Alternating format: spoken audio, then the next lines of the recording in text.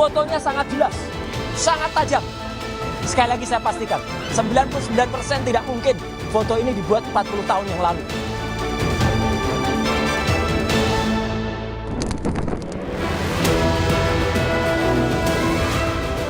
Mewakili keluarga besar Polri, kami mengajukan dari lubuk hati kami yang paling dalam permohonan maaf, dan tentunya kami mohon untuk terus didukung, dikoreksi, dan diperbaiki.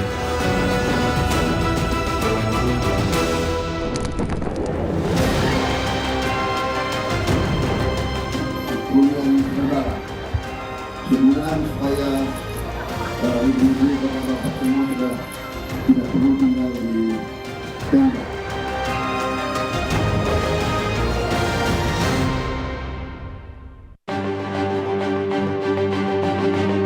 Berbagai peristiwa menyita perhatian publik sepanjang tahun 2025. Salah satunya kasus ijazah Presiden ke-7 Republik Indonesia Joko Widodo. 7 November lalu, Polda Metro Jaya menetapkan Roy Suryo sebagai tersangka dugaan pencemaran nama baik, fitnah, dan manipulasi data. Penetapan tersangka terhadap Roy Suryo ini buntut laporan Jokowi ke polisi akhir April lalu. Selain Roy Suryo, 7 orang lainnya termasuk Rismon Sianipar dan Dr. Tifa juga menjadi tersangka dalam kasus ini. Meski demikian, Roy Suryo CS balik melawan dengan mengajukan gelar perkara khusus untuk membuktikan keaslian ijazah Jokowi. Dalam gelar perkara khusus itu, polisi telah menunjukkan ijazah asli Jokowi kepada Roy Suryo CS. Tapi Roy Suryo bersikeras ijazah yang ditunjukkan polisi itu bisa jadi palsu. Di map ini, noktah atau kotoran yang ada di sebelah kiri ini tidak terlalu nampak. Kemarin tampak sekali. Saya jadi berpikir, apakah ini barang yang sama? Jangan-jangan ada barang yang lain. Jangan-jangan, sekali lagi. Karena di sini sama sekali nggak ada watermark. Sama sekali nggak ada emboss. Kenapa? Karena waktu itu kita belum mempermasalahkan watermark, belum mempermasalahkan emboss. Jadi jangan-jangan ada modifikasi lagi yang dilakukan terhadap ijazah yang ada di sini. Fotonya sangat jelas, sangat tajam. Sekali lagi saya pastikan, 99% tidak mungkin foto ini dibuat 40 tahun yang lalu. Tak puas dengan gelar perkara khusus, Roy Suryo CS meminta Polda Metro Jaya menguji ijazah Jokowi di laboratorium forensik independen.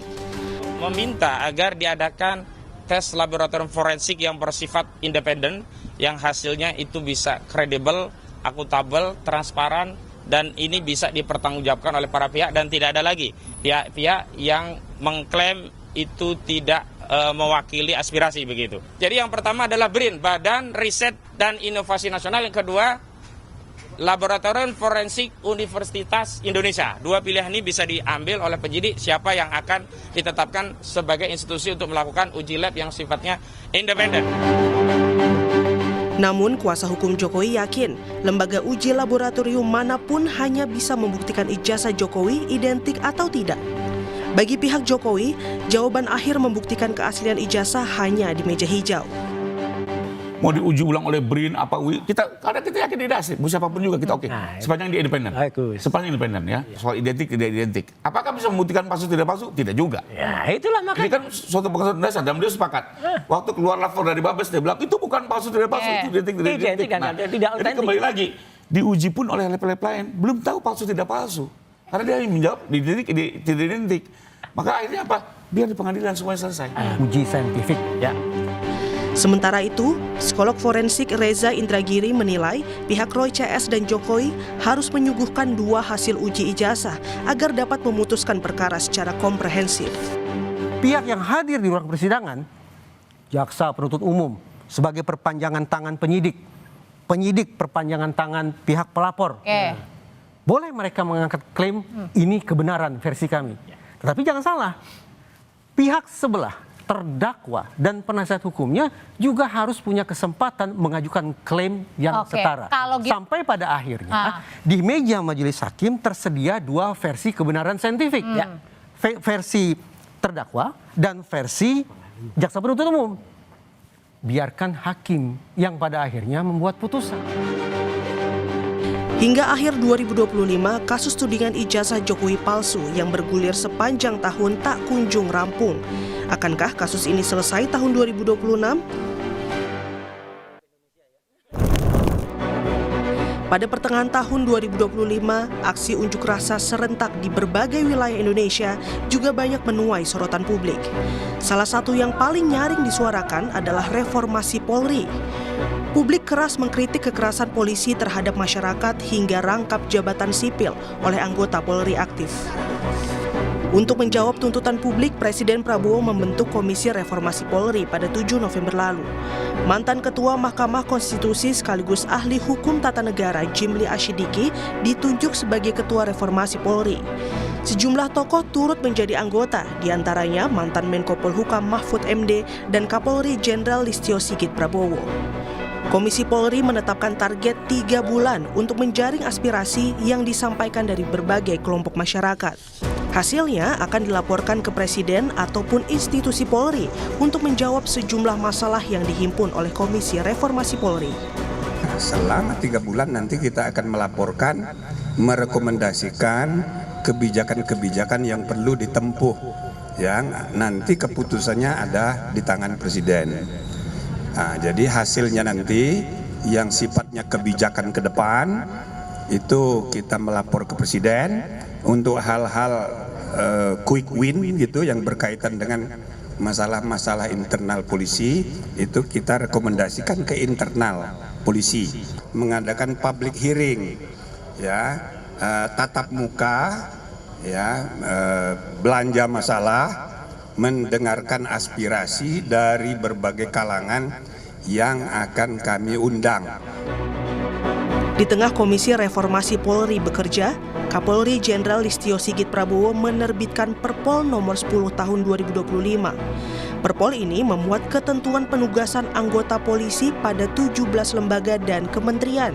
Padahal sebelumnya, Mahkamah Konstitusi telah melarang polisi aktif menduduki jabatan di luar institusi kepolisian melalui putusan nomor 114 tahun 2025. Di tengah sejumlah polemik yang masih menjadi sorotan publik, Kapolri minta maaf atas kinerja Korps Bayangkara yang belum sepenuhnya menjawab keinginan masyarakat. Kami menyadari bahwa pelaksanaan tugas Polri jauh dari kesempurnaan. Oleh karena itu, kepada masyarakat dan bangsa Indonesia khususnya atas nama pimpinan Polri, mewakili keluarga besar Polri, kami mengajukan dari lubuk hati kami yang paling dalam permohonan maaf, dan tentunya kami mohon untuk terus didukung, dikoreksi, dan diperbaiki agar kami dapat melaksanakan tugas Polri agar betul-betul bisa memenuhi apa yang diharapkan oleh masyarakat. Meski demikian, publik masih menanti hasil kinerja Komisi Reformasi Polri. Akankah ada kebijakan progresif baru terhadap Polri pada tahun 2026 mendatang?